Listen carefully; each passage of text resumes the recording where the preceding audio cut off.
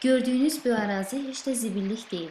Bura Balakənoyun Tetel kəndindəki Dəli çay adı ilə tanınan bir çaydır. Qədim dövrlərdən bu çay insanların bütövlükdə suya olan tələbatını ödəyirdi. İndi isə bu bənd vasitəsilə evlərə paylanan sudan sakinlər hətta meyvə-tərəvəz bitkilərinin suvarılmasında da istifadə edə bilmirlər. Nəticədə isə kənd təsərrüfatı bitkilərinin keyfiyyətinin aşağı düşməsinə səbəb olur. Amma suya zirzibil atırlar, mundarlayırlar. Nə gəldi tökürlər, təmizlik yaratmağa qoymurlar. Bu mundar suyuna biz bitkilər suluyuruq, ondan sonra ondan içib istifadə edirik, meyvəsini yeyirik. Sakinlərin dəfələrlə bura zibil atmayın sözlərinin yazmasına da baxmayaraq, kameradan xəbərsiz olan bu şəxs yenə zibil atır. Bu çaya demək olar ki, hər gün gətirib üstəlik zibillər atırlar, maşınlarla gətirib atırlar. Dəfələrlə zibil atmayın yazmamıza baxmayaraq, heç kəs sözə məhəl qoymur. Hər gün gətirib üstəlik zibillər atırlar. Kənd ağsaqqalınınsa dediyinə görə, indi suyun təmizlənməsinə baxan yoxdur. Keçmişdə suyu necə deməli istifadə ediblər nənələrimiz, qocalarımız, ağbirçək nənələr. Deməli, onlar suya çox gözəl münasibət bəsləyiblər. Sovet məkanında qalxozdan deməli adam ayırırdılar, briqada şəklində gəlirdilər.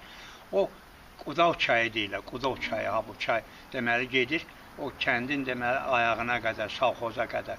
Onun briqada deməli gəlirdilər, təmizləyirlər baş ayaq. Onun tərkibində çayın, lildən, sudan başqa heç nə qoymalı.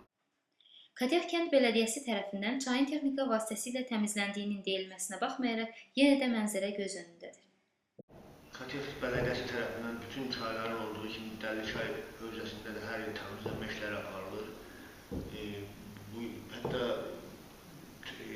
texnika vasitəsilə biz bir neçə dəfə çayı başdan ayağa təmizlənmə işləri aparmışıq.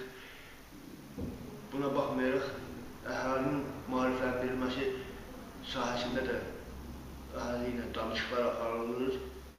Çayın çirklənməsinə səbəb olan insanlar barəsində cərimələr də tətbiq olunması barəsində qərar qəbul olunur. Heç nədən xəbərsiz olan bu balaca fidanlarsa çirkli suları özləri üçün əyləncəyə çeviriblər.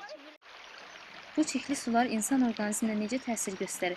İnsan həyatında suyun rolu çox böyükdür.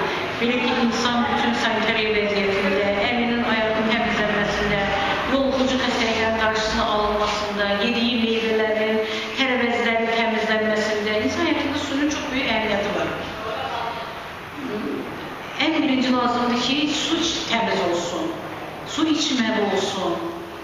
Ən birinci qurd invaziyaları əsas suyun təmizliyinə asılı ən birinci odur ki, meyvə-tərəvəz təmiz yuyulmalıdır, dəfələrlə yuyulmalıdır, isti su ilə yuyulmalıdır müəyyən meyvələrin yeyilməsi üçün.